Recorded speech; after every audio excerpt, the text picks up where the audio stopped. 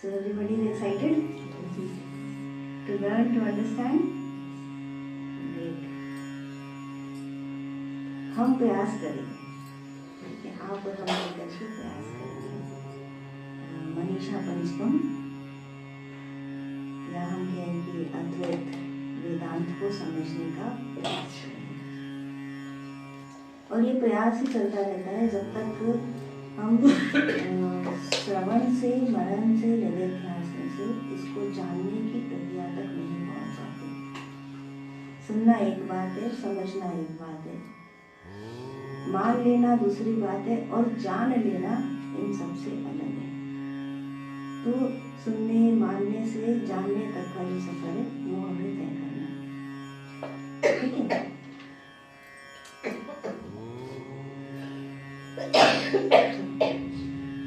तो ये कैसे हुआ इसको हम देखते हैं एक बार। हम कहाँ कैसे आए मनीषा पंचकम तक। भगवद गीता का ही हम एक पाठ समझ लें इसको, क्योंकि हम भगवद गीता संडे को प्रत्येक चर्चा करते हैं, ध्यान करते हैं। तो ऐसे ही क्रम में भगवद गीता का के 5वें अध्याय को पढ़ते हुए हमारे सामने श्लोक आया। विद्या विनय संपन्ने ब्राह्मणे गवि हस्तिनः शुनि शैव सुभाषी च पंडिताः समदर्शिनः। इस श्लोक को हम पढ़ रहे थे और श्लोक का अर्थ क्या था कि जो ज्ञानी हैं वो जानते हैं और वो देखते हैं किस तरह से कि उनके सामने चाहे ब्राह्मण हो, गाय हो, कुत्ता हो, हाथी हो, उनकी दृष्टि समदर्शी हो जाती है। उस सभी के अंदर उस एक चेतन सत्ता को देखते हैं और उन्हें समदर्शी कहते हैं। देखते हैं, समदर्शी, उन्हें ऐसा दिखता है सबके अंदर एक ही। अब जो ये बात थी तो यहाँ पर उदाहरण देते हुए मनीषा पंचकम का ध्यान आया और उसको मैंने उद्धृत किया आपके सामने। तो ऐसा निश्चय हुआ कि ठीक है, हम मनीषा पंचकम से ही इस बात को और अधिक अच्छी तरह समझने का प्रयास करते हैं। अब इसको कुछ छोटे सरल उदाहरणों के द्वारा और कुछ गहरे क्लिष्ट उदाहरणों के द्वारा हम समझने का प्रयास करेंगे, क्योंकि ये समझना समझाना आसान नहीं है। अद्वैत की पकड़ या तो होती है या तो नहीं होती। तो अब बीच का रास्ता कुछ नहीं होता। तो समझने समझाने से धीरे धीरे धीरे धीरे श्रवण मनन करते करते ये बात गले उतरने लगती है कि कैसे कैसे हम सब कुछ में उस एक सत्ता को देख सकते हैं। इतनी हल्की बात नहीं है जैसे कह लिया और सुन लिया और बात खत्म हो गई, ऐसा नहीं है। क्योंकि जब हम सीजन हो जाते हैं तो हम ये कहने लगते हैं कि ठीक है गड़बड़ में भगवान है, पर ऐसा दिखता तो नहीं। जब हम और सीजन हो जाते हैं, सुनने लगते हैं कि हम बस ब्रह्मास्मि, तो हम कहने लगते हैं कि ठीक है हमारे अंदर भी भगवान है, पर ऐसा होता तो नहीं। तो यूं कैसा हो सकता है, इस बात को और अधिक समझने के लिए गहन चिंतन की आवश्यकता होती है। केवल सुन लेना पर्याप्त नहीं है, उस पर चिंतन करना, उस पर मनन करना, और तब उस बात की क्लिष्टता दिखाई देगी कि जो शब्द सरल है लेकिन उनका अर्थ बहुत कठिन है। तो यदि कहीं भी ऐसा लगे कि बहुत सरलता से समझ में आ गया, तो इसका मतलब यह है कि अभी आपको बहुत चिंतन की आवश्यकता है। तो ये एक टैग लाइन है, इसको ध्यान में रखिएगा। और क्योंकि शब्द मेरे पास कठिन नहीं होते, बहुत पढ़े लिखे तो हम हैं नहीं, गुरुओं ने जो समझाया और जो ज्ञान दिया उसी के बल पर कहते हैं, इसलिए शब्दों की जटिलता नहीं है। लेकिन शब्द सरल हो सकते हैं पर उनका अर्थ सरल नहीं है, तब तक जब तक कि पेनिट्रेशन ना हो जाए उसके अंदर, जब तक कि उसको जान न जाए।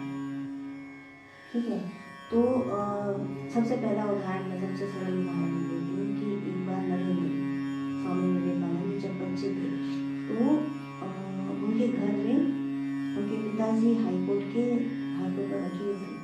तो 2-3 तरह के हुक्के रखे रहते थे ड्राइंग रूम में, अलग अलग लोगों के लिए, मुस्लिम लोगों के लिए मुस्लिम हुक्का, क्रिश्चियन के लिए क्रिश्चियन हुक्का, हिंदुओं के लिए हिंदू हुक्का, उन पर टैग लगा होता था।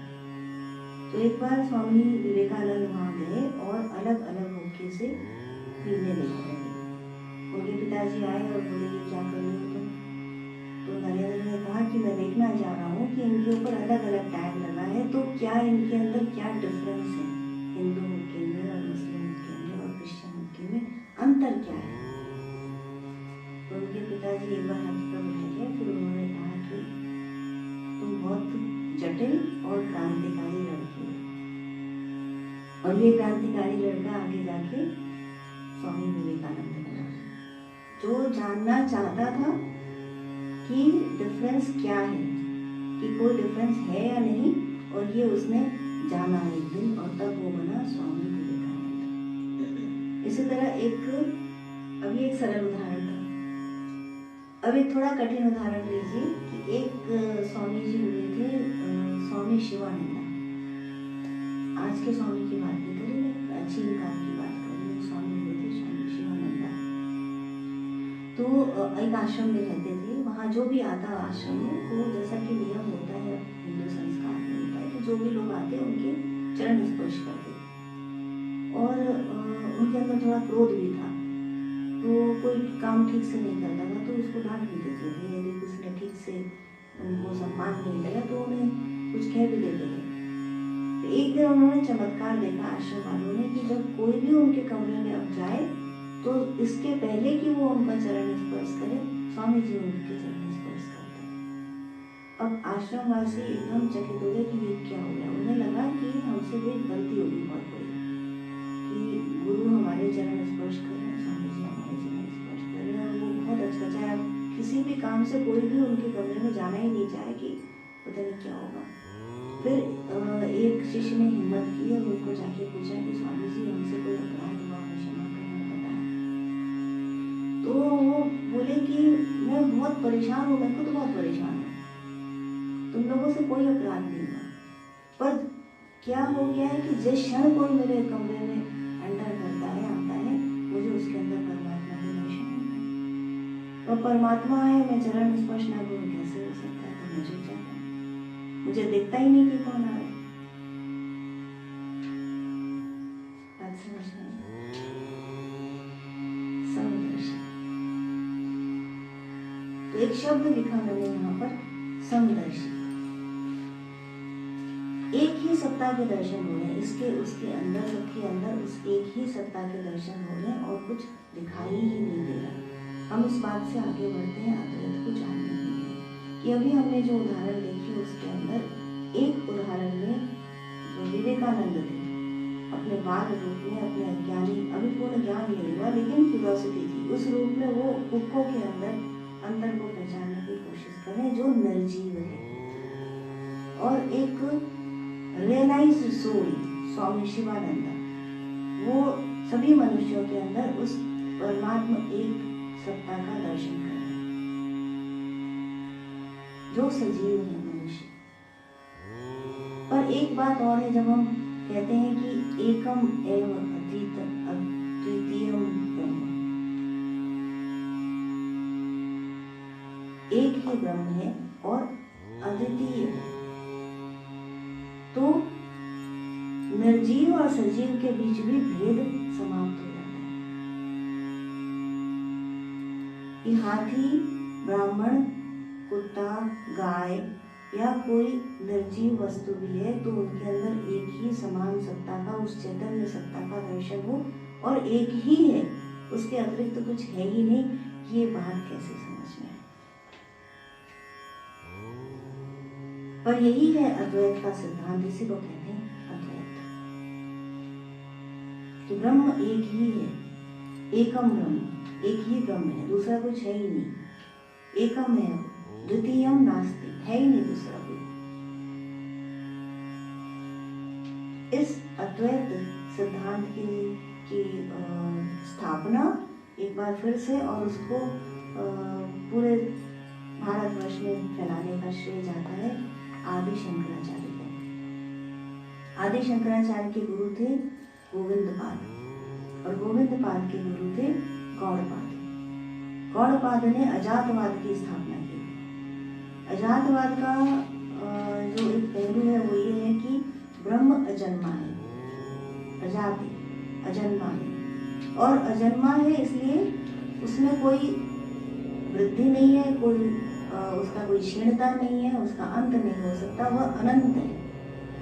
अनंत सत्ता है ब्रह्म की, ब्रह्म अनंत है, ब्रह्म अजन्मा है और उसके समान दूसरा कोई हो ही नहीं सकता। इसलिए ब्रह्म से कुछ भी निकला नहीं है, कुछ भी प्रकट नहीं हुआ ब्रह्म से। इसलिए ऐसा जो संसार हम देखते हैं ये सब कुछ भ्रम है, ब्रह्म के अतिरिक्त है ही नहीं। ब्रह्म से कुछ भी प्रकट नहीं हुआ, ये अजातवाद है कि ब्रह्म ही ब्रह्म है, उसके अतिरिक्त कुछ भी नहीं। तो सिरे से निकार दिया गया कि जो कुछ हम देख रहे हैं ये इज नॉट देयर, है ही नहीं, ये अजातवाद।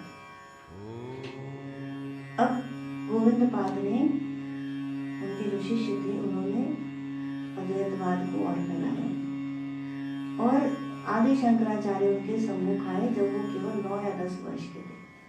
तो एक बार कहते हैं कि पहाड़ों पर घूमते हुए शंकराचार्य को गोविंद पाद मिले। श्री शंकराचार्य उस समय अपने गुरु की खोज में और इसी खोज में आगे बढ़ते हुए उन्हें जब गोविंद पाद के दर्शन हुए तो वो उनके सम्मुख खड़े हो गए। अब गोविंद पाद ने उस बालक के मुख पर तेज देखा, उन्हें पहचाना और कहा कि तुम कौन हो, अपना परिचय दो। यह सुनकर आदि शंकराचार्य ने निर्वाण षटकम के पद बोले।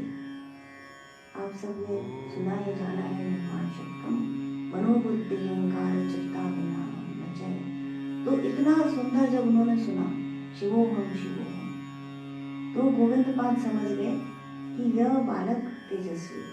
उन्होंने उसको अपने शिष्य के रूप में स्वीकार किया और शिक्षा दीक्षा करी। वो तो पहले से ही कहते हैं कि भगवान शंकर के रूप थे आदि शंकराचार्य, उनके अवतार थे, तो पहले से ही ज्ञानी थे और गुरु का स्पर्श पाकर के उनका ज्ञान खिल गया। अब लगभग 16 वर्ष के हुए तब गोविंद पाद ने उन्हें काशी जाने के लिए कहा कि तुम काशी पर जाओ और वहां से उनका पूरा भारत भ्रमण आरंभ होता था आदि शंकराचार्य का। जैसा कि सब जानते हैं, उन्होंने जहाँ की स्थापना करी आदि शंकराचार्य ने और उनके जो भाष्य है उपनिषद, ब्रह्मसूत्र और भगवद गीता पर वो नींव है। उन्हीं के ऊपर बाद में अनेक टीकाएं लिखी गई, उनका विवेचना करी गई और बाद में अनेक शाखाएं और निकली, व्याख्या की, जिसमें द्वैत आता है, विशिष्ट अद्वैत आता है। लेकिन अभी हम केवल अद्वैत की बात कर रहे हैं, आदि शंकराचार्य की बात कर रहे हैं। तो ब्रह्मसूत्र, उपनिषद और भगवद गीता ये 3 प्रस्थान त्रय माने जाते हैं, वेदांत के 3 स्तंभ हैं और इन्हीं के ऊपर वेदांत का पूरा बेस रखा हुआ है, जिसमें से उपनिषद श्रुति प्रमाण, भगवद गीता स्मृति प्रमाण और ब्रह्मसूत्र को न्याय प्रमाण कहते हैं। तो इन तीनों के को बेस मान करके पूरा वेदांतिक ढांचा उसके ऊपर रखा है, जिसकी व्याख्या, जिसके ऊपर भाष्य लिखे आदि शंकराचार्य ने और इसके अतिरिक्त उन्होंने कुछ प्रकरण ग्रंथ भी लिखे। तो मनीषा पंचकम उन्हीं प्रकरण ग्रंथों में से एक है। अब आदि शंकराचार्य का अद्वैतवाद इस मनीषा पंचकम के अंदर पूरे अपने गौरव के साथ निखर करके आता है। तो इतना आसान नहीं इसे समझना, एक जीवन पर्याप्त नहीं इसे समझने के लिए। केवल गुरु का आशीर्वाद से ही इसके अंदर प्रवेशिका हो सकती है। तो हम गुरु का ध्यान करते हैं और उनसे आज्ञा और उनसे उनका ग्रेस, उनकी कृपा मांगते हैं आगे बढ़ने के लिए। अब जब मनीषा पंचकम की बात आती है तो एक कहानी है इसके पीछे कि श्री आदि शंकराचार्य जब काशी भ्रमण कर रहे थे, काशी में रुके हुए थे, तो अपने शिष्यों के साथ, कोई कहता है वो अकेले थे, कोई कहता है अपने शिष्यों के साथ थे, तो उन्होंने गंगा स्नान किया और भगवान विश्वनाथ के को जल चढ़ाने, उनके दर्शन करने, पूजा करने के लिए जा रहे थे। तो जैसा कि भारतवर्ष में होता है, ये आज से लगभग 1200-1300 वर्ष पहले की घटना है कि जातिवाद हमारे यहाँ काफी प्रचलित है। ये नीच कुल का है, ये उच्च कुल का है। अच्छा, ये मैंने बहुत क्लोजली देखा है कि लोग जब ब्रह्म चर्चा करते हैं, जब आध्यात्मिक चर्चा करते हैं, तब तो ये मानते हैं कि किसी के बीच में कोई भेदभाव नहीं। लेकिन जैसे ही उनके घर की बात आती है तो वहां पर सब स्तर बने हुए हैं। ये है, one has to accept it, कि जिसे हम स्वीपर कहते हैं, क्या आप उससे अपना मंदिर साफ कराएंगे? क्या आप उससे पूजा कराएंगे? नहीं करेंगे। तो ये मन के अंदर इतना गहरा बैठा हुआ है आज के दिन भी। तो ये 1200-1300 वर्ष पहले की बात करें तो ये जातिवाद बहुत अपनी चरम सीमा पर था। तो उस स्टोरी में ये है कि आदि शंकराचार्य स्नान करके जा रहे थे काशी विश्वनाथ के दर्शन करने, उन पर जल चढ़ाने, और आदि शंकराचार्य ब्राह्मण कुल के थे। अब सामने से उन्हें एक चांडाल दिखाई देता है, आता चांडाल जो ये शव शमशान में काम करते हैं, वो चांडाल। तो शरीर से गंदा, हाव भाव से गंदा, नीच कुल का जन्म लिया हुआ, तो ऐसे व्यक्ति को सामने देख करके और स्वाभाविक रूप से श्री शंकराचार्य से कहते हैं कि हट जाओ, बच्चे बच्चे हट जाओ।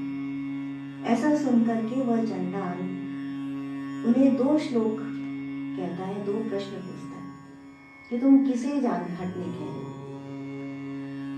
और जब वो प्रश्न करता है तो उन प्रश्नों के में जो उसका आधार था, उसे सुन करके शंकराचार्य समझ जाते हैं कि ये साधारण व्यक्ति नहीं। और तब अगले 5 श्लोकों में जो आदि शंकराचार्य का उत्तर है, वही मनीषा पंचकम के नाम से प्रसिद्ध है। मनीषा का अर्थ होता है मन से जो ईशा, मन से जो आध्यात्मिक विवेचना है, द डिवाइन विजडम, या फिर द फर्म कन्विक्शन। एक जब विजडम आती है, ऐसी विजडम आती है जिसमें डिविनिटी इंक्लूडेड है, जिसके अंदर आध्यात्मिक विवेचना है, तो वहां पर दृढ़ निश्चय की प्रकृति आती है। मनीषा का अर्थ वही है, और पंचकम का मतलब है 5।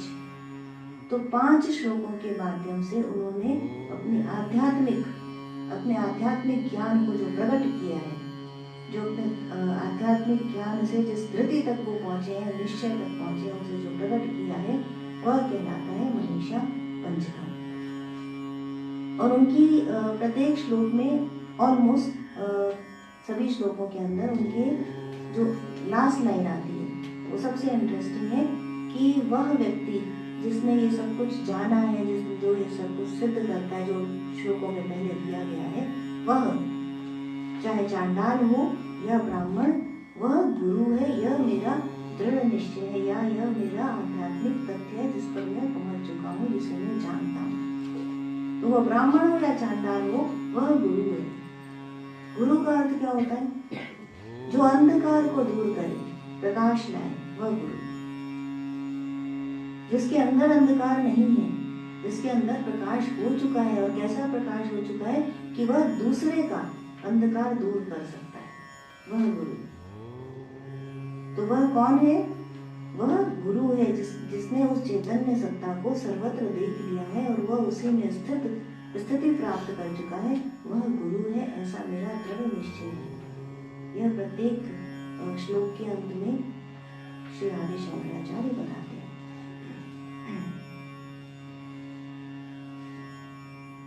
अब इसको और अधिक समझने के लिए हम स्टेप बाय स्टेप इसको देखते हैं और इसके ऊपर चर्चा करते हैं। तो आज हम केवल प्रश्नों को देखेंगे, जो चांडाल के प्रश्न थे, आज हम केवल उन प्रश्नों को देखेंगे।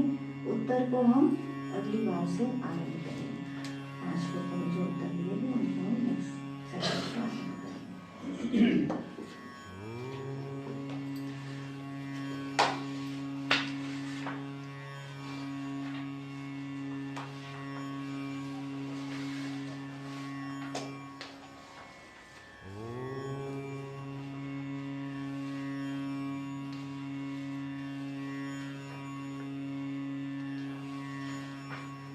यह प्रकरण हमें मिलता है माधव विद्यारण्य के शंकर दिग्विजय नाम के ग्रंथ में, और इसकी स्टार्टिंग इस तरह होती है कि ऐसा कहा गया कि शंकर पार्वती आए उस चांडाल के रूप में शंकराचार्य से मिलने या फिर उनको ज्ञान देने के लिए। सत्याचार्यस्य गमने कदाचन मुक्तिदायकं काशी क्षेत्रं प्रति स गौर्या मार्गे तु शंकरम् अन्त्यवेशधरं दृष्ट्वा गच्छ गच्छेति चाब्रवीत् शंकरः सोऽपि चाण्डालस्तं पुनः प्राहुः शंकरम्। काशी में एक बार भगवान शंकर और गौरी शंकराचार्य आदि शंकराचार्य के सामने आए और उन्हें चांडाल के वस्त्र में देखकर, चांडाल की वेशभूषा में देखकर आदि शंकराचार्य ने उनसे कहा कि गच्छ गच्छे, तुम हट जाओ। ये बात उन्होंने कही। तब भगवान शंकर ने चांडाल वेश में जो आए थे उन्होंने आदि शंकराचार्य से प्रश्नों को कहा।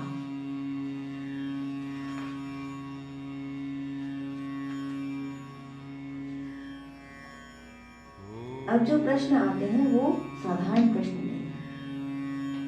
उन प्रश्नों के माध्यम से समझा जा सकता है कि वह कितना जानता है, जो सामने वाला है वह क्या जानता है। देखिए, उत्तर के माध्यम से आप ये समझते हैं कि जिसने उत्तर दिया वह कितना जानता है, लेकिन केवल इतना ही है नहीं है, उत्तर से ही नहीं प्रश्नों के माध्यम से भी जाना जाता है कि तुम कितना जानते हो। श्री रमण महर्षि के सामने जब कोई आता था तो वो पूछते थे कि तुम कौन हो।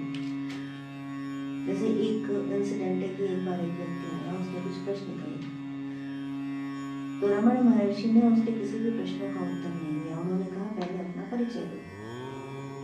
तो उस व्यक्ति ने बताया कि मैं फला फला हूँ, जो भी था। जैसे आप कहीं जाते अपना परिचय किस प्रकार देते हैं कि मैं डॉक्टर हूँ, इंजीनियर हूँ, या व्यापारी हूँ, या मैं गृहिणी हूँ, और मेरे पति का, मेरे पत्नी का, मेरे माता पिता का ये नाम है। तो उन्होंने कहा नहीं, तुम कौन हो ये बताओ। तो उसने और डिटेल बताया कि मैं ऐसा हूँ, मेरी उम्र इतनी है, मैं गृहस्थ हूँ। तो रमण महर्षि ने कहा नहीं, तुम कौन हो ये बताओ।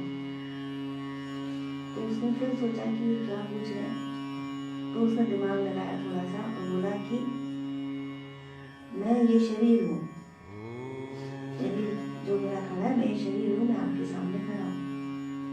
तो उन्होंने कहा नहीं, तुम कौन हो ये बताओ। और वो अब चुप रह गया, समझ नहीं आया, खड़ा रहा। फिर रमण महर्षि ने कहा तुम कौन हो। तब उसने कहा कि ये जो मैं बोल रहा हूँ ये मैं हूँ, ये जो मैं कह रहा हूँ, मैं सोच रहा हूँ, ये मैं हूँ। रमण महर्षि ने कहा तुम कौन हो ये बताओ। अब पिन ड्रॉप साइलेंस, कुछ कह नहीं पाया, चुप रह गया। तब रमण महर्षि ने कहा कि जिस दिन तुम ये जान जाओगे कि तुम कौन हो, तब तुम्हारे पास कोई प्रश्न नहीं रहेगा। तो प्रश्न से पता लग जाता है कि कितना जानते हैं।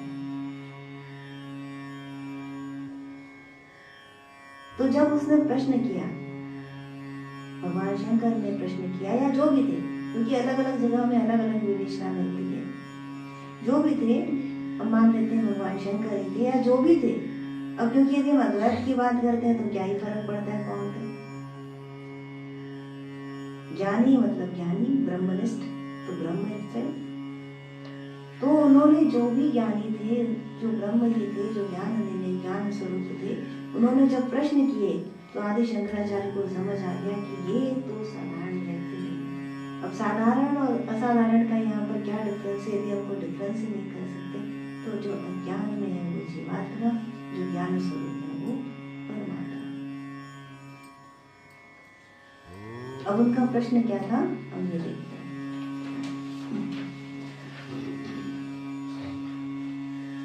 चांडाल ने प्रश्न किया, अन्नमयादन्नमयं नत्वा चैतन्यमेव चैतन्यात् द्विजवर दूरीकर्तुं वांछसि किं ब्रूहि गच्छ गच्छेति।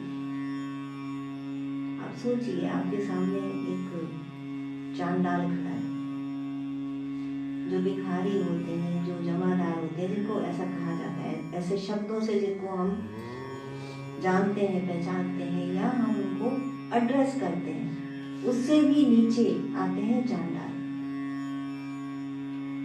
तो वो ऐसा कह रहा है, क्या कह रहा है कि तुम किसे जाने कह रहे हो, किसे हटने कह रहे हो, अन्नमय शरीर को अन्नमय शरीर से हटने कह रहे हो।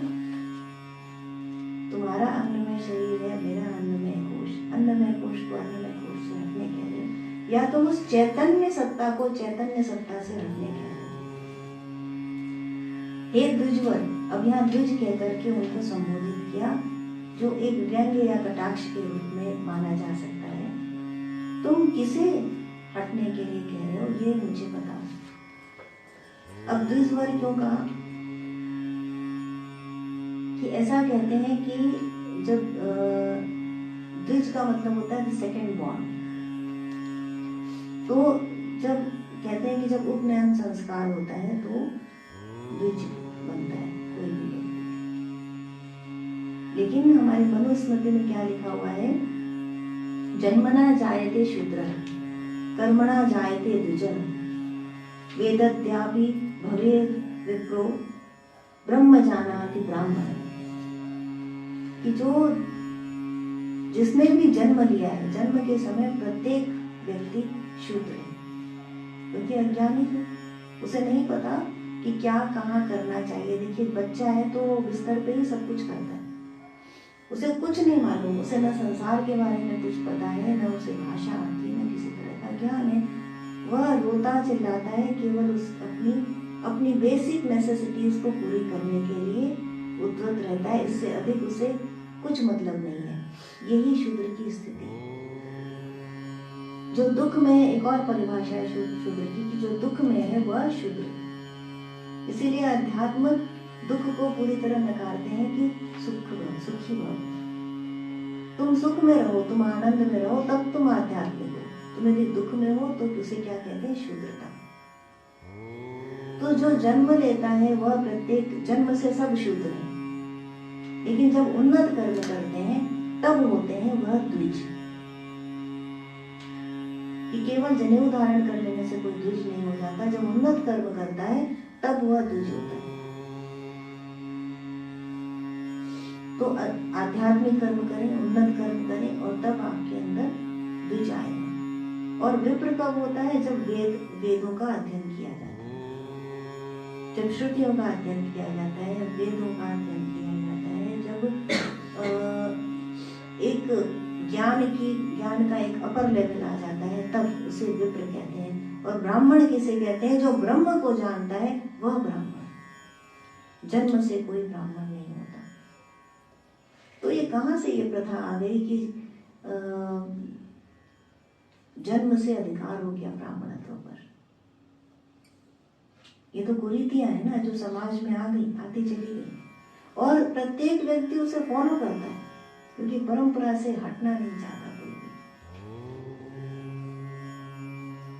क्रांतिकारी नहीं है। जो हमारा समाज होता है, किसी का भी समाज होता है, समाज एक भीड़ होती है जो पीछे पीछे चलते हैं। जो लीडर होते हैं वो आगे चलते हैं, वो अलग हटके दूसरा काम करते हैं, और जो पीछे चलते हैं वो पूरा का पूरा समाज होता है, कैसा भी वो अंधा होता है, उसके अंदर आंखें नहीं होती, देखने के लिए ज्योति नहीं होती। जैसा हो रहा है ठीक है, यही होता है, हम यही करते आए हैं, हम यही करेंगे। गलत को गलत कहने का साहस नहीं होता, वह है समाज। सत्य को सत्य नहीं कह सकते, झूठ को झूठ नहीं कह सकते, ये है समाज। परंपराएं, रूढ़िवादिताएं समाज के अंदर विकृति लेती आती है, वो गिरता चला जाता है। एक समय जो एक पवित्र विचारधाराएं होती हैं, उस समय के समाज के लिए, उस समय के इतिहास के लिए अच्छी होती है, वही बाद के लिए सड़न आ जाती है उनके अंदर, उनको हटाना पड़ता है, विकृति बन जाती है।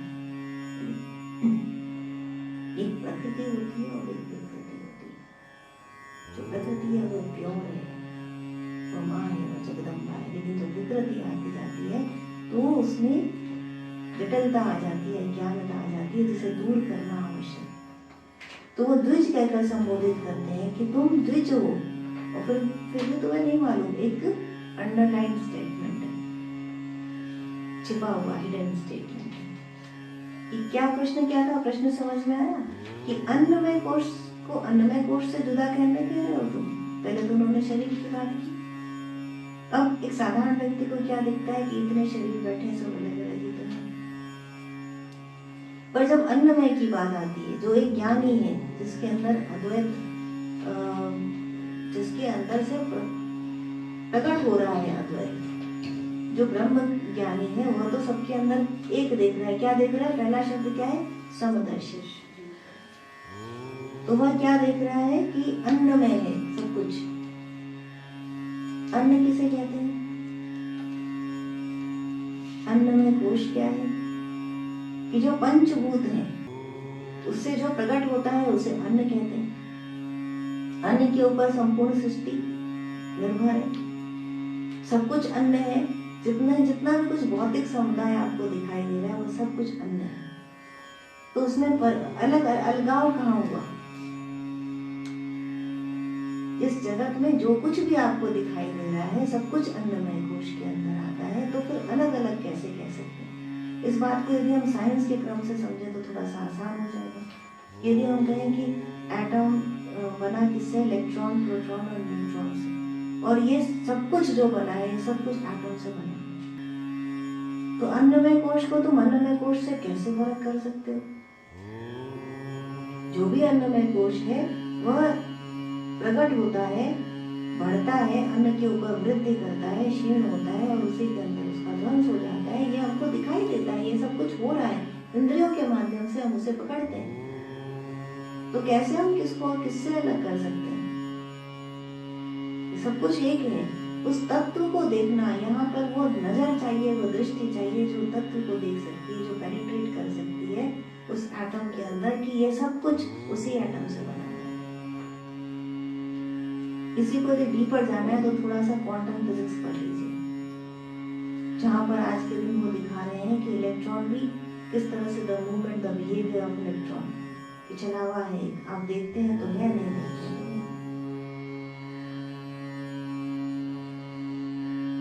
तो अब इस बात को कह कौन रहा है?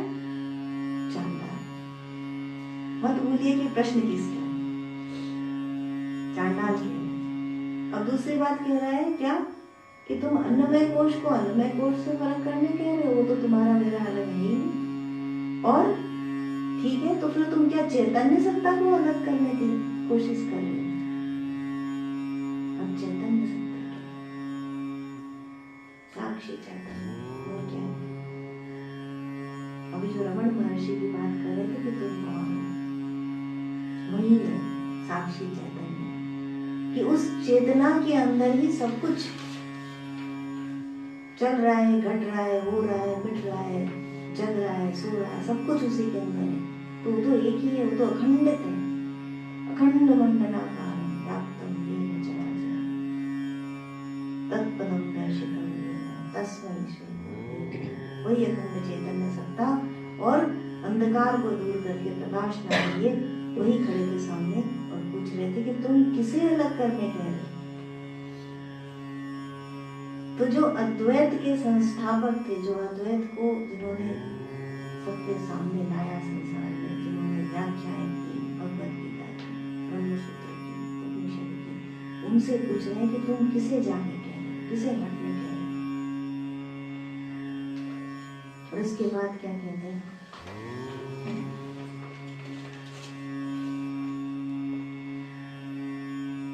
किम गंगाम्बुनि बिंबते वरमणो चंडालवाटिपयं पूरे चांतरवस्ति कांचन घटी मृत कुंभयोर्वांबरे प्रत्यग वस्तुनि निस्तरंग सहजानंदावबोधांकुरो विप्रोयं शपचोय नित्यपि महान कोयं विभेद भ्रमः। ये तो महान भ्रम है। चांडाल रूप में भगवान शंकर कहते हैं कि ये तो महान भ्रम है, छोटा मोटा भ्रम नहीं है, ये महान भ्रम। छोटा भ्रम क्या हो जाता है कभी कभी कि आपने अंधेरे में एक पेड़ को देखा और लगा कि भूत खड़ा है, या एक रस्सी पे पांव पड़ा और आप डर गए, सांप आ गया पेड़ के नीचे। अंधेरे में कहीं जंगल में जा रहे हैं, बगल से एक बिल्ली दौड़ के निकली और आपको लगा कि ये तो बहुत बड़ा चीता निकला, एक झलक दिखाई दी, और तो इसको कहते हैं भ्रम। अब ये तो छोटे मोटे भ्रम है, लेकिन महान भ्रम क्या हो गया कि एक जीवात्मा को दूसरे से अलग पा लिया, ये तो महान भ्रम है। अब देखिए, समझिए इस बात को, जरा सा चिंतन करिए इस पे कि जिस पे आप जी रहे हैं, जन्म से लेकर के आज तक आपने जो कुछ किया, सोचा, समझा, जिसके लिए आप प्रयास कर रहे हैं सुबह से लेकर के रात तक, सब कुछ पर एक बड़ा प्रश्न चिन्ह लग गया है। इसे कहते हैं अद्वैत।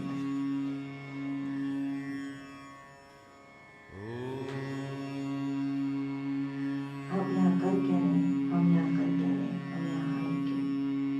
सुबह से रात तक हम कर क्या रहे हैं और हम पाना क्या चाहते हैं? हम में और तुम में अंतर क्या है? कैसे कोई जन्म लेता है, ये सृष्टि कैसे चल रही है, और ये सृष्टि जहां समाप्त होती है वहां क्या है? ये जब जो सब कुछ आज है, इसके पहले क्या था, और ये सब कुछ जब मिट जाएगा तो इसके बाद क्या होगा? इसे कौन धारण कर रहा है, किसने बनाया इसको, तो वो कहाँ है, वो हमें दिखता क्यों नहीं? हम आए कहाँ से और हम जाएंगे कहाँ? जन्म लेने से पहले हम क्या थे और मृत्यु के बाद हम क्या हो जाएंगे? प्रश्न तो करिए। प्रश्न से पता लगता है आप कितना जानते हैं। तो उसने प्रश्न किया चांडाल ने कि ये जो तुम कह रहे हो ये तो महान भ्रम है, छोटा मोटा भ्रम है, तुमने मुझे जाने का। देखिए छोटी सी घटना कि उसमें उन्होंने चांडाल को कहा बच्चे देखियो, क्योंकि हट जाओ, क्योंकि मैं नहा के आया हूँ, गंदा हो जाऊंगा, मुझे जाना है भगवान विश्वनाथ के ऊपर जल चढ़ाने, उनकी पूजा करने। तो सीधा सटीक प्रश्न आया, तुम किससे जाने कह रहे हो, किसे हटने कह रहे हो? अन्नमय कोश को अन्नमय कोश से, कि मेरा अन्नमय कोश गंदा है, तुम्हारा साफ है, मेरा छू जाएगा तुमसे तो तुम गंदे हो जाओगे। लेकिन इन दोनों में तो भेद ही नहीं है, इन दोनों कोशों में, अन्नमय कोशों में तो भेद ही नहीं है।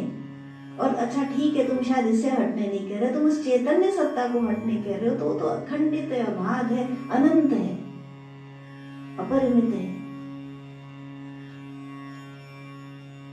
तो फिर तुम्हारे अंदर महान भ्रम है। क्यों भ्रम है? क्योंकि प्रत्येक वस्तु ने निस्तरंग सहजानंदाव बोधाम बुधो, जो आत्मा है तो सहज है, आनंद स्वरूप है, इसके अंदर तरंग नहीं है, लहरें नहीं है इसके अंदर, तो वो तो सब जानता है। तुम्हारे अंदर ही वह प्रज्वलित है, वह सागर तुम्हारे अंदर ही लहरा रहा है, प्रत्येक वस्तु है तुम्हारे अंदर ही लहरा रहा है, वह सागर जो तरंग नहीं है, जिसके अंदर जो आनंद स्वरूप है। जब तक तरंग होगी, तरंग नहीं है अर्थात जब तक तरंगे हैं तब तक तो इस सृष्टि पर चल सृष्टि दिखाई देती है। लेकिन जो तरंगहीन सागर है वो कहाँ है? वो कहीं बाहर नहीं है, तुम्हारे अंदर ही है, और वो सहज है, सहज स्वरूप में है, वही उसका ओरिजिनल रूप वही है, सहज। That is the original form. क्या है? आनंद स्वरूप है, सदैव आनंद में, चिदानंद रूप, हमेशा चिदानंद रूप शिवोहम शिवोहम। जिस शंकराचार्य ने ये निर्वाण षटकम कहा था, उसी शंकराचार्य को भगवान ज्ञान दे रहे हैं कि तुम किसे हटने कह रहे हो। अब वो दो एग्जाम्पल देते हैं, दो उदाहरणों के माध्यम से अपनी बात को रखते हैं। कहते हैं किम गंगाम्बुनि बिंबते अम्बरमणो चंडाल वाटिकया। क्या? ये बताओ कि क्या दूसरी बात कहते हैं पूरे चांतरमस्ति कांचन घटी मृत कुंभ और वहां परे। ये बताओ कि क्या सूर्य का जब प्रकाश पड़ता है गंगा के जल पर, और वही प्रकाश जब पड़ता है एक चांडाल की कुटी में, जो चांडाल की कुटी के सामने जो पग है उस पर भी कोई पानी वानी पड़ा है। देखिए क्या होता है, गंदी मलिन बस्तियों में जगह जगह छोटे छोटे तालाब जैसे या रुका हुआ पानी होता है। तो सूर्य का प्रकाश तो गंगा जल पर भी पड़ रहा है, और चांडाल की कुटी के सामने जो राजमार्ग है उस पे जो गंदला जल पड़ा हुआ है उस पे भी पड़ रहा है। कल्पना करिए, थोड़ा समझने के लिए, चिंतन करने के लिए कल्पना करिए कि एक सूर्य ऊपर आकाश में मध्याह्न का सूर्य तेजी के साथ चमक रहा है, और उसका प्रकाश एक तरफ गंगा का स्वच्छ निर्मल जल है उस पर पड़ रहा है, और दूसरी तरफ गंदी मलिन बस्ती में गंदले पानी के ऊपर पड़ रहा है। तो दोनों जल तो अलग अलग दिखाई दे रहे हैं, राइट? दोनों जल तो अलग अलग दिखाई दे रहे हैं, उसमें जो प्रकाश का परावर्तन हो रहा है उसकी स्टेट अलग अलग है, but the light is the same. जो सूर्य है वो वही है। क्या उसमें परिवर्तन है? क्या वो अलग है? तो जो चैतन्य सत्ता थी जिसकी हम बात करें तो उन्होंने पहले श्लोक में जो बात है कि जो चैतन्य सत्ता को तुम क्या अलग होने कह रहे हो, तो जो चैतन्य सत्ता है वो तो सभी रूपों में चैतन्य सत्ता तो वही है, लेकिन वो अलग अलग जगह अलग अलग तरह से प्रकाशित हो रही है। तो क्या उस चैतन्य सत्ता में परिवर्तन आ जाता है? क्या गंदले जल से सूर्य प्रभावित हो जाता है? क्या गंगा का जल सूर्य को निर्मल करता है? सूर्य तो वही है, चैतन्य स्वरूप तो वही है, वो अलग अलग घटों में जा रहा है तो अलग अलग तुम्हें दृष्टिगोचर हो रहा है।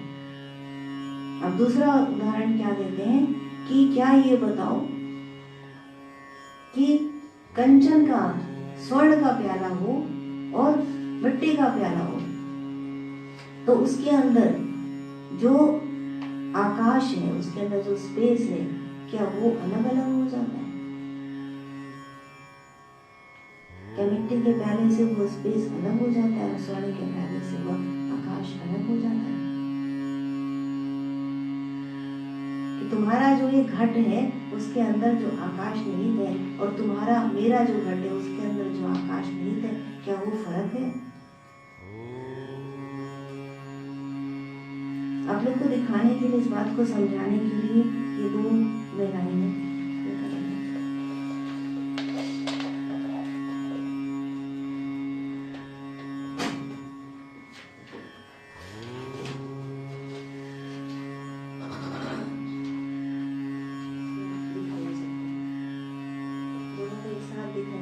लाइट ऊपर से पड़ रही होगी, देखिए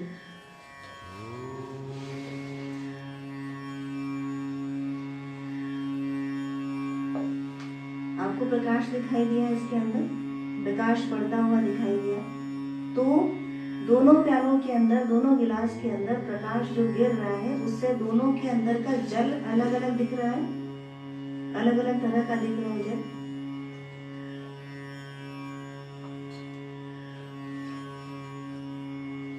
जल क्या एक सा दिख रहा है?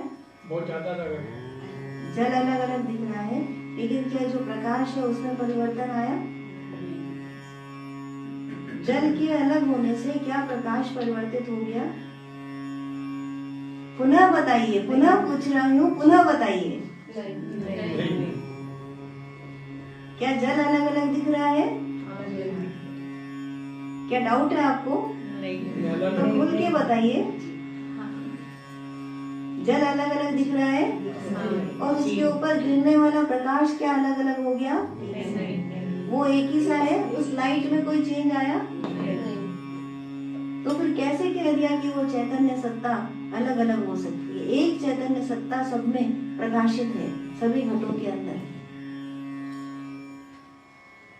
वो गंगा जल पर गिरे या वो चांडाल के रस्तों में मलिन बस्ती में गिरे, क्या अलग अलग दिखाई दे रहा है? गंगा जल अलग दिख रहा है, चांडाल की बस्ती अलग दिख रही है, लेकिन जो सत्ता है वह एक ही है। एक ही प्रकाश में सब दीप्तिमान है, चाहे वो पेड़ हो, चट्टान हो, मनुष्य शरीर हो या पशु पक्षी हो, पेड़ पौधे हो, सबके अंदर वही चेतन सत्ता है जो विद्यमान है। Got it? कुछ थोड़ा सा समझ आया। अब फिर से हम ग्लास को उठाइए।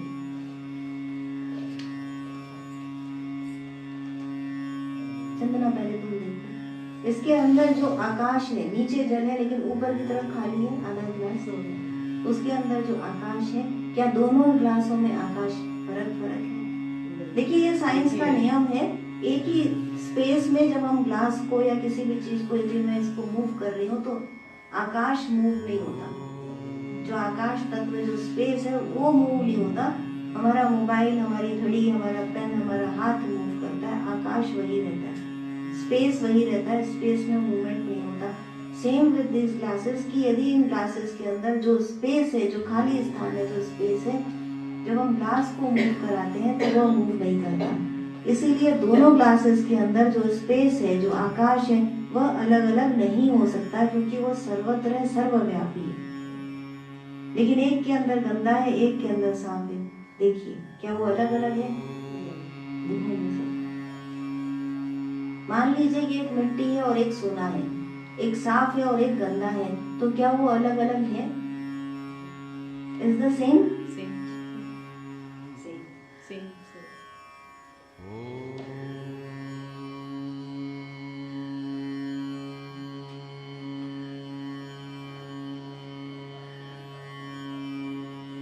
देखिए उसको और देख करके समझने का प्रयास करिए।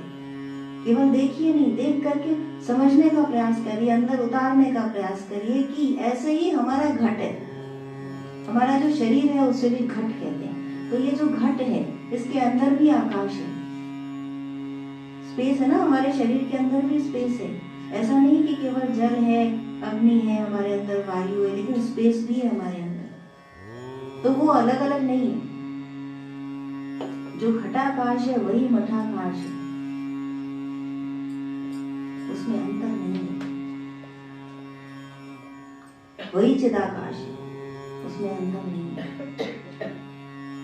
तो जो दूसरा प्रश्न था, जो दूसरा एग्जाम्पल था चांडाल का, वो ये था कि जो स्पेस है वो सबके अंदर वही है, जो आकाश है वो सबके अंदर वही है। उसी आकाश के अंदर जितनी भी वस्तुएं, जो जगत है, वो आकाश के अंदर प्रकट होता है, दिखाई देता है और उसी में विलुप्त हो जाता है। ये अध्यात्म का नियम है। यह एक गूढ़ आध्यात्मिक नियम है। जब हम पंच तत्वों की बात करते हैं तो आकाश तत्व ऐसा है जिसमें सब कुछ दिखाई देता है और विलीन होता है। That is the background of everything, that is everywhere. उसके बिना कुछ दिखता नहीं, आकाश के पृष्ठभूमि के बिना कुछ दिखता नहीं। देवी देवता भी नहीं दिखते, वो भी आकाश के अंदर दिखाई देते हैं। वो आकाश बाहर भी है और अंदर भी है, वो सर्वत्र है और वो एक ही है। देखिए आकाश को छोटा मत समझिएगा, ये आकाश मत समझिएगा, क्योंकि बहुत शब्दों को लेकर के बड़ी जटिलताएं उत्पन्न हो जाती हैं। अब आप ये समझिए कि एक चैतन्य सत्ता की बात हो रही है और एक आकाश की बात हो रही है। तो आकाश यहाँ पर इज दैट बिग, इतना बड़ा है, इतना एनॉर्मस है, इतना ग्रैंड है जिसकी बात हो रही है। तो पंच तत्वों में आकाश सबसे पहले आता है, जिसके अंदर सब कुछ प्रकट होता है और उसी के अंदर सब कुछ विलुप्त होता है। कि जैसे यदि हम ये बोर्ड की बात करें या आपकी बात करें, आपके घर की बात करें या भारतवर्ष की या अर्थ की, पृथ्वी की या सोलर सिस्टम की, या हम गैलेक्सीज की बात करें या ब्रह्मांड की बात करें, that is not without space. तो वो आकाश जिसकी ये बात हो रही है, क्या वो फर्क है इस गिलास और उस गिलास में? क्या वो फर्क है इस सोने के कटोरे में और मिट्टी के कटोरे में? क्या उसमें कोई डिफरेंस आया तो तुमने कैसे कह दिया कि हटो, और तुमने किसे कहा हटने के लिए?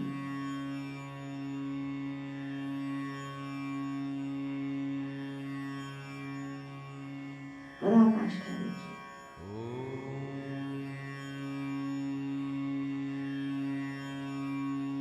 एकम ही द्वितीयम ब्रह्म, केवल एक ही है और एक ही है, अद्वितीय है वह ब्रह्म।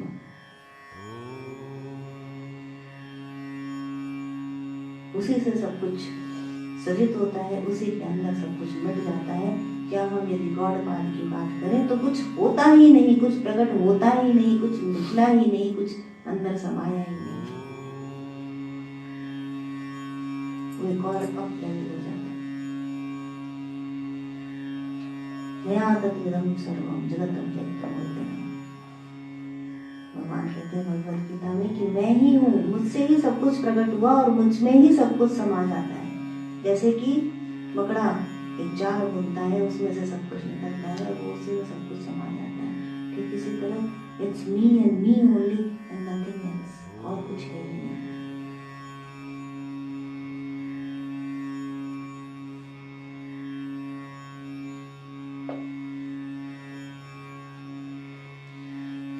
तो इसलिए चांडाल पूछता है शंकराचार्य से कि तुम महान ब्रह्म हो, क्योंकि तुम्हारे ही अंदर वह शांत सागर है, तुम्हारे ही अंदर वो अपार जल निधि है जो शांत है, तरंग रहित शांत सागर है, जो आनंद का सुख का स्रोत है। तो उस तरंगहीन शांत सागर में रहते हुए, उसमें निवास करते हुए तुम्हारे अंदर से ये तरंगे कैसे प्रकट हुई? जब तक एक जल निधि है, शांत है, सागर है, संपूर्णता का द्योतक है वो। जब उसके अंदर लहरें आती हैं तो हम कहते हैं लहरें, लेकिन सागर क्या है? एक। और यदि वो लहर टूटी और हजारों लाखों बूंदों में परिवर्तित हुई तो ये है आपका संसार। हर बूंद के अंदर उस सागर की ही विशेषता है। हर बूंद कंप्लीट है सागर की तरह, लेकिन क्योंकि वो अपने को सागर से अलग मानती है, तब तक उसके अंदर सागर की समृद्धि, उसका ताकत, उसकी गहनता, उसकी धीरता कुछ भी नहीं है।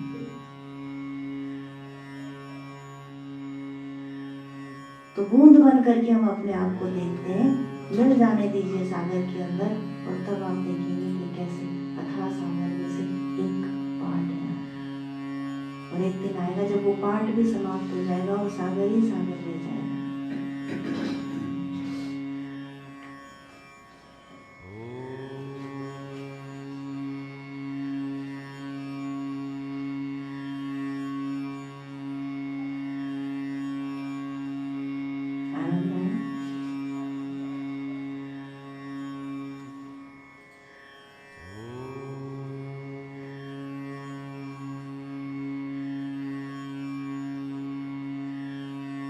अब इसके जो उत्तर दिए हुए हैं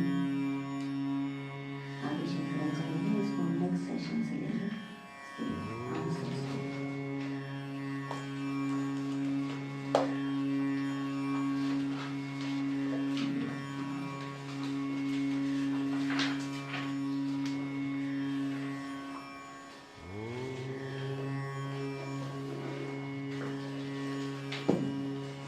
अब हम एक बार निर्वाण शतकम करेंगे अपने लोग, जिससे जानने का प्रयास करेंगे कि अभी हमने क्या सीखा, क्या पढ़ा।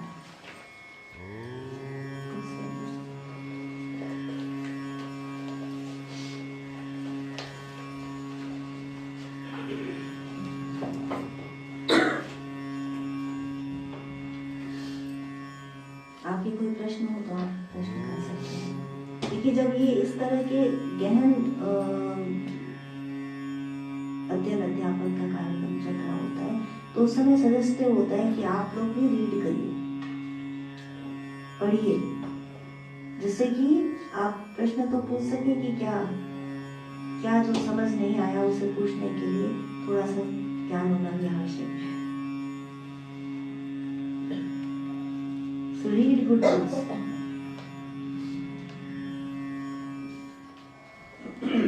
भगवद गीता पढ़िए, एक तत्वबोध है, तत्वबोध पढ़ सकते हैं, वेदांत सार पढ़ सकते हैं, जिससे कि अधिक अच्छी तरह समझ आएगा कि क्या बात हो रही है।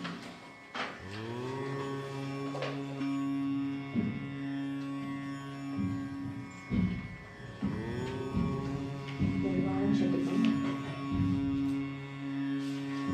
अब जब पढ़ेंगे तो समझ के पढ़िएगा। एक एक शब्द को समझिएगा कि क्या कहा जा रहा है और क्यों कहा जा रहा है। उसको कल्पना करिए, अपने अंदर उतारने की कल्पना कीजिए कि क्या ऐसा हो सकता है। जब वो कह रहे हैं मनोबुद्धि अहंकार चित्तानि नाहं, कि न मैं मन हूँ, न मैं बुद्धि हूँ, न मैं चित्त हूँ, न अहंकार हूँ। तो शरीर की तो बात ही नहीं करी, वो तो स्टार्टिंग ही उनकी उससे और ऊपर से हुई है। और हम क्या समझते हैं, अपने आप को इस शरीर के साथ जोड़ करके रखते हैं, जो मरण करना है उसकी उपाधियों के साथ जोड़ करके रखते हैं, जो आनी जानी है।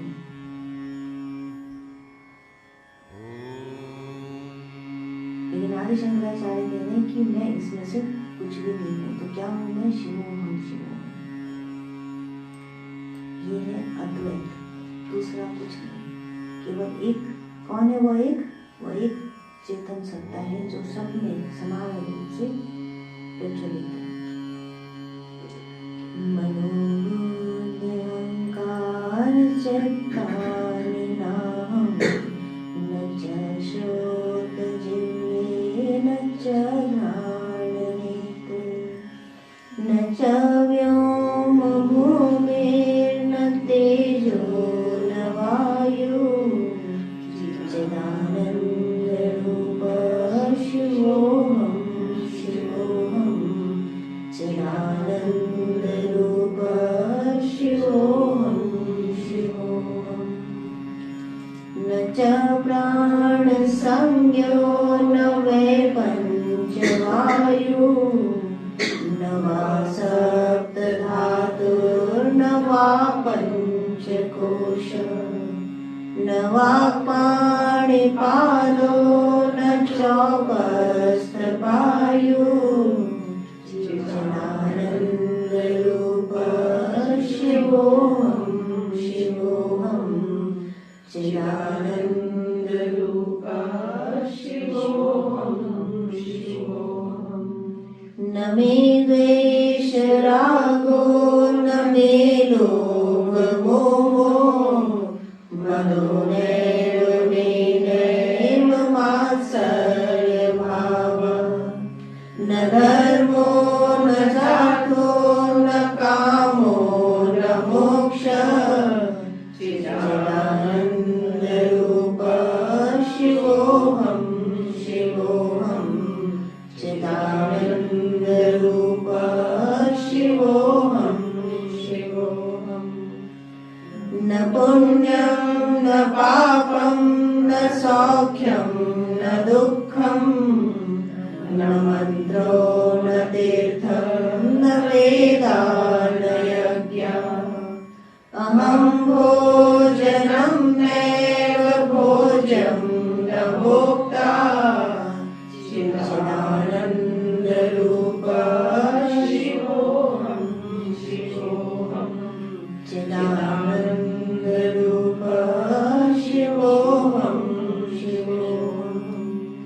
न मृत्युर्न शंका न मे जाति भेद, पिता नैव माता न पिता नैव मेनैव माता न जन्म, न बन्धुर्न मित्रं गुरुर्नैव शिष्यः, चिदानंदरूप शिवोहम शिवोहम, चिदानंदरूप शिवोहम शिवोहम।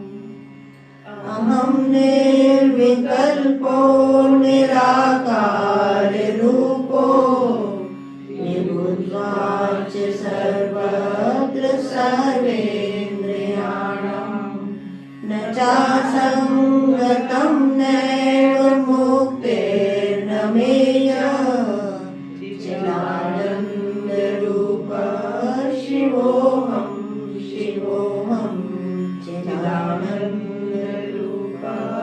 शिवोहम, चिदानंदरूप शिवोहम शिवोहम, चिदानंदरूप शिवोहम। जो इनकी हर श्लोक की लास्ट लाइन है, चिदानंदरूप शिवोहम शिवोहम।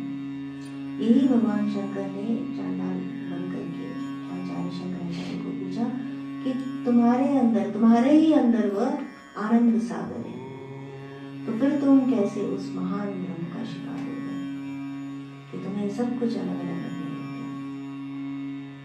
तो यहाँ पर आदि शंकराचार्य क्या लिख रहे हैं कि न मैं मन हूँ, न बुद्धि, न चित्त, न अहंकार, न तो मैं श्रोत हूँ, न जिह्वा, और न घ्राण, न नेत्र, न व्योम, न भूमि, न तेजो, न वायु, न मैं पृथ्वी हूँ, न आकाश, न तेज और न वायु। मैं क्या हूँ? चिदानंद रूप शिव। मैं तो वह अखंड सत्ता हूँ, मैं ही शिव हूँ। तो यह वह स्थिति है जब कोई जीवात्मा जान लेती है स्वयं,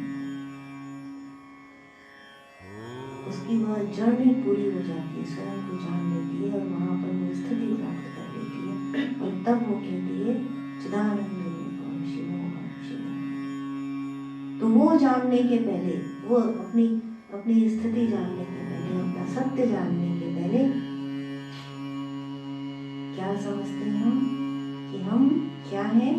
हम बुद्धि भी हैं, अहंकार भी हैं, चित्त भी हैं, और हम स्रोत भी मेरा, नेत्र भी मेरे, जो जानकारियां हैं वो भी मेरा, ये संसार मेरा, ये पृथ्वी मेरी, यह जल मेरा, ये अग्नि मेरी, जो मेरे घर के अंदर है वो आकाश भी मेरा। जितना कुछ उन्होंने कहा कि यह नहीं हूं मैं, वो सब कुछ को हम अपना मानते हैं।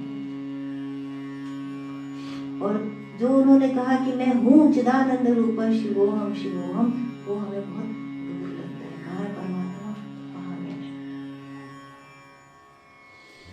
तो एकदम विपरीत है हमारा ज्ञान और उनका ज्ञान, एकदम विपरीत है। ये जानना सबसे पहली सीढ़ी है, क्योंकि भ्रम हो जाता है।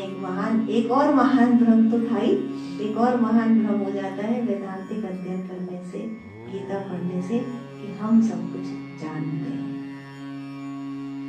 And I am that, कि मेरे अंदर अहंकार नहीं है और मैं क्या करता हूँ, मैं अपने आप को जानता हूँ, मैं तो भगवान को करता जानता हूँ, मेरे अंदर अहंकार नहीं है।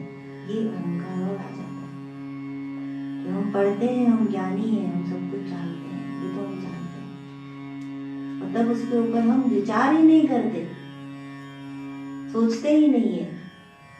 जिसको हम जानते हैं वो तो ठीक है, वो तो ठीक है, ये तो मुझे मालूम है, आप कुछ बताओ।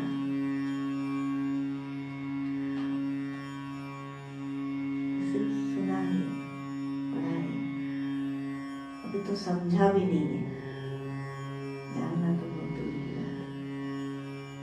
तो जो कुछ वो कह रहे हैं कि ये मैं नहीं हूं, हम इसे सबको अपना मानते हैं। जो वो कह रहे हैं कि मैं हूं, वो सब हमें बहुत दूर लगता है।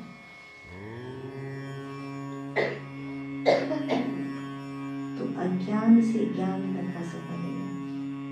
ये जर्नी इंटरनल है, बाहर की नहीं, कहीं जाना नहीं है, न समय में कहीं जाना है, न स्थान में कहीं जाना है, सब कुछ अंदर ही ट्रेवल करना है। और जिस दिन गुरु कृपा होगी, जिस दिन गुरु भी समझ लीजिए जिसे कहते हैं, जो अंधकार को दूर करे, जो प्रकाश लाए, वो गुरु।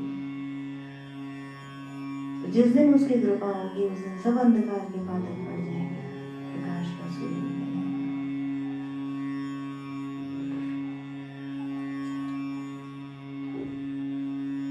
तो इसीलिए सबसे पहले हम गुरु का अभिवादन करते हैं।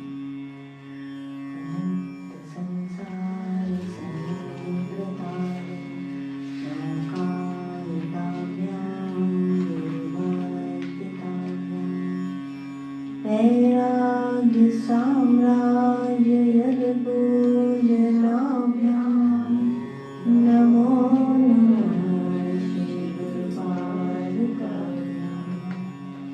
वह गुरु जो इस अनंत संसार सागर से हमें पार लगा दे, इसका साम्राज्य अखंड सत्ता पर है, जो हमारे अज्ञान के अंधकार को दूर कर दे, ऐसे गुरु की चरण पादुकाओं को हम बारंबार प्रणाम करते हैं। अब जब ये इस तरह के श्लोक पढ़े जाते हैं, जब ऐसे निराकार साधना की जाती है, तब उस समय अज्ञानी मनुष्य क्या करते हैं, गुरु की चरण पादुकाएं ला करके, एक्चुअल पादुकाएं ला करके उसको सिंहासन पर विराजमान करके उसमें फूल पत्ते चढ़ाने लगता है। अब यहाँ पे बहुत कॉन्फ्लिक्ट आ जाएंगे। जैसे ही अद्वैत में और डीपर जाएंगे ना, वैसे ही आपके सारे कार्यों पर एक प्रश्न चिन्ह लगा दूंगी मैं यहाँ बैठ। बहुत ही अच्छी तरह अंडरस्टैंड करिएगा कि हमारी अभी स्थिति क्या है, हमें क्या करना है, लेकिन हमारा गोल क्या है। जो गोल है वो हमारी आज की स्थिति नहीं है। जैसे 100 मीटर रेस में एक तरफ लोग खड़े होते हैं ना, स्टार्टिंग पॉइंट होता है जहाँ पे गन चलती है और उसके बाद वो दौड़ते हैं। जो खिलाड़ी हैं वो दौड़ते हैं और अपने डेस्टिनेशन तक, अपने लक्ष्य तक पहुँचते हैं जहाँ पे एक रिबन बंधा रहता है और उसको तोड़ के जो आगे निकलता है वो विनर, लेकिन पहुँच तो सभी जाते हैं। तो ये जानिएगा कि गोल और डेस्टिनेशन, जो गोल है, जो स्टार्टिंग पॉइंट है, उसमें फर्क होता है। डेस्टिनेशन और स्टार्टिंग पॉइंट में फर्क है। नेवर फॉरगेट दिस, नहीं तो बहुत बड़े क्वेश्चंस खड़े हो जाएंगे। आपको समझ ही नहीं आएगा कि मुझे करना क्या चाहिए, क्या क्या रहे हैं, अब मैं जाऊं कहाँ। तो हम इसमें और अधिक गहरे जाएं इसके पहले इस बात को समझ लीजिएगा कि अभी हम कहाँ खड़े हैं, जहाँ हमारा स्टार्टिंग पॉइंट है। अभी बोलेंगे आपकी 10 साल से, तो हमारे अभी हमारा स्टार्टिंग पॉइंट है।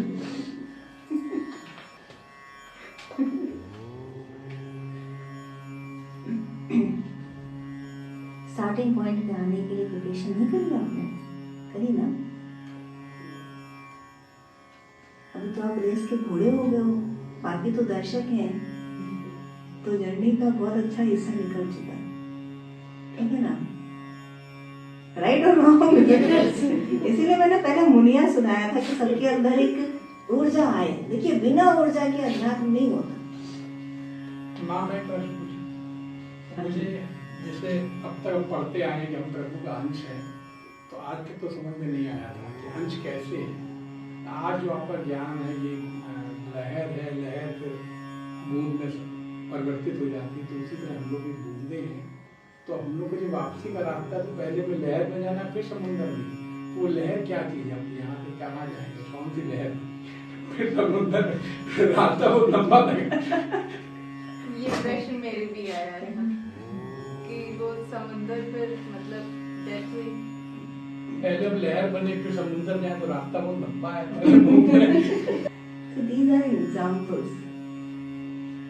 ये सब उदाहरण हैं जो पर्याप्त नहीं होते कभी भी। जब हम उस चैतन्य सत्ता की और उस संपूर्ण जो कुछ भी है, जो कुछ भी दृश्य जगत है, जो कुछ भी अदृश्य जगत है, हम इसकी बात कर रहे हैं, तो हम उदाहरण दे रहे हैं उसका जो नित्य नहीं है, और हम बात कर रहे हैं उसकी जो नित्य है। तो हम दोनों के बीच में कैसे तुलना कर सकते हैं? जिस सागर की बात कर रहे हैं आप, जिस लहर की बात कर रहे हैं आप, जिस बूंद की बात कर रहे हैं, वो सब तो मरण धर्मा है, नॉट परमानेंट। वो पैदा हुआ और मर जाएगा। और हम बता किसको, समझा किसको रहे हैं? जो परमानेंट है, जिसका जन्म ही नहीं हुआ, जो अनादि अनंत है। तो आपके हमारे छोटे छोटे उदाहरणों से हम उसको कैसे समझ सकते हैं? तो दोनों की तुलना हो नहीं सकती, अतुलनीय है। इसीलिए जो बार बार एक लाइन रिपीट कर रही हूँ मैं कि गुरु कृपा बिना उसके अंदर पेनिट्रेशन नहीं हो सकता। और जो मैंने स्टार्टिंग में ही कहा था कि जब लग रहा है कि समझ में आ गया, तब ये मान लीजिए कि समझ में नहीं आया है। ये बहुत बड़ा भ्रम है, जो भ्रम उन्होंने लिखा है ना, उससे भी बड़ा भ्रम है कि हमें समझ में आ गया। हाँ, तो जैसे ही अब आपके मन में आए, किसी के भी मन में कि अभी समझ में आ गया, तुरंत एक चेक पॉइंट बना लीजिए कि रुक जाओ, कुछ गड़बड़ है। तो जो आपका प्रश्न था, तो हम ऐसे ऐसे गए और ऐसे ऐसे वापस आए, ऐसा नहीं होता।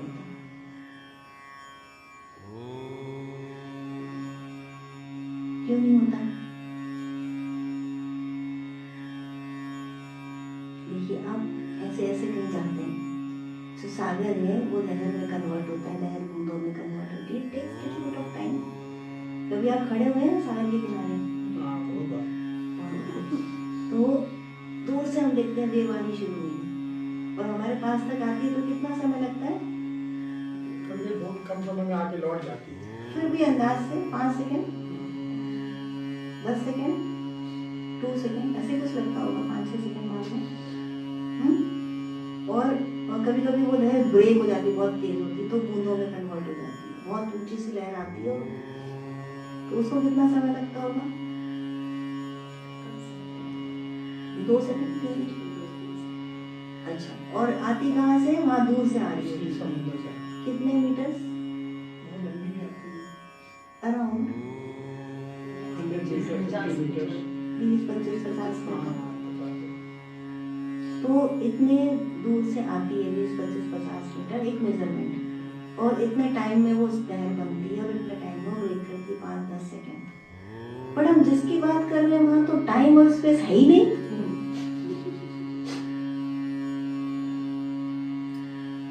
हो गया ना छोटा सन्नाटा। इसलिए मैंने कहा कि जब लगे कि समझ में आ रहा है तब जान लीजिए कि समझ में नहीं आया। कुछ महान भ्रम आ गया। के बीच में पहुंच गए वहाँ, जहाँ लग रहा है कि हम तो चल ही नहीं रहे, सब स्टिल है। यहाँ प्लेन में जब आप सेंटर में बैठे हो तो लगता है उस प्लेन जाके रुकी हुई है, मूव नहीं कर रही, तो वैसे ही हो गया आप तो कि बस रुक गए। ये अच्छी स्थिति।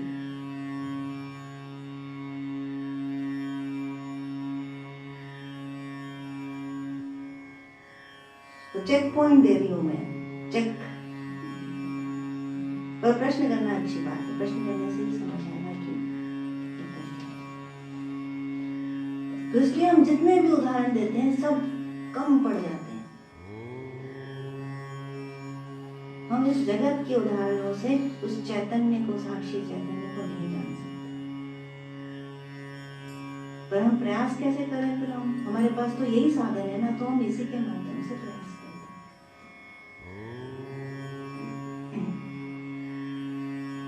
प्रत्यक्ष को देखते हैं, प्रत्यक्ष अनुभूति एक ग्रंथ है, उसको पढ़िए, हमें आएगी कैसे हम सामने देख करके भगवान का अनुभव कर सकते हैं। But you have to go deeper. आपको कुछ भी पढ़ना है, कुछ भी सुनना है, कुछ भी समझना है, तो go deep, meditate upon it, तब समझ में आएगा। चिंतन करिए, मनन करिए। आप किसकी बात कर रहे हैं? जब बच्चा फर्स्ट का एग्जाम देता है, प्रेप में LKG में पढ़ाते हैं, तो छोटे छोटे बच्चों को, तो माताएं कितने देर प्रयास करती मालूम है आपको? और बच्चा जब 10th का एग्जाम देता है, जब IAS के लिए, तो दिन रात करते हैं। तो अभी ये किसकी बात कर रहे हैं? आप उस भगवान को जानने का, उस ब्रह्म को जानने का बात कर रहे हैं जिसने सबको बनाया। तो इतना आसान कैसे हो सकता है? इतने जल्दी कैसे समझ आ सकता है?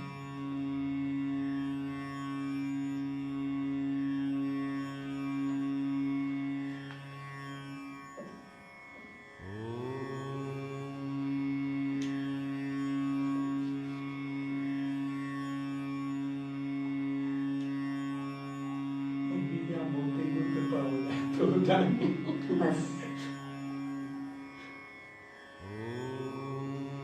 गुरु जो अंधकार को, जो हमारे ज्ञान को मिटा दे, वो प्रकाश दे रहा है। That is the only way. और कुछ प्रश्न? माँ, जो बात आप कह रही हैं, आप ही ज्ञान में बताते हैं, लाखों करोड़ों में कोई एक सूरमा, करोड़ों में हम लोग एक आदमी पहुंचे, करोड़ों में कोई एक सूरमा। आपने कितना समझा दिया। मैंने कहा ना अभी कि पीछे की सारी टीचिंग मिट जाएगी यदि हम अद्वैत की बात करेंगे। जब हाईएस्ट टीचिंग की बात करेंगे तो सब मिट जाएगा। जब कोई है ही नहीं तो कौन करोड़ों?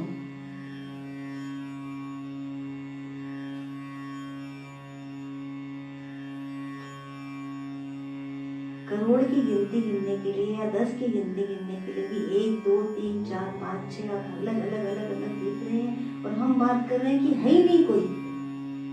There is no difference. Starting one. और जो स्टार्टिंग पॉइंट पे वही एंड पॉइंट पे हाँ। है, वो रेस के ट्रैक की तरह।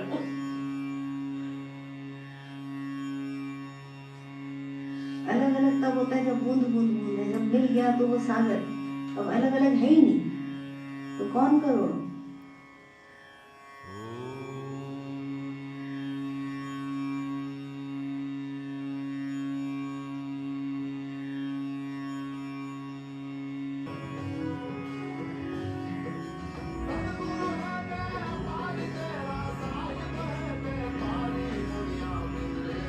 सब कुछ जोड़ करके, सारे बंधन तोड़ करके, जैसे जीवात्मा पिंजरे के अंदर बंद है और एक दिन सारे बंधन टूट जाते हैं, जैसे पक्षी उड़ जाता है स्वच्छंद आकाश के अंदर। ठीक इस तरह से जीवात्मा है जो शरीर के अंदर बंधी हुई है, और जिस दिन सद्गुरुदेव की कृपा हो जाती है उस दिन उड़ जाती है। We just need to celebrate life. Exactly. तो खड़े हो जाइए, डांस ऑन दिस सॉन्ग। किनारे करिए अपनी गद्दियां, जो भी है सब अच्छा है। खुल करके अपने आप को खोलिए। बहुत बंधन बांध रखे हैं, बहुत तरह के बंधन बांध रखे हैं। Just open up. You have to celebrate life, live life.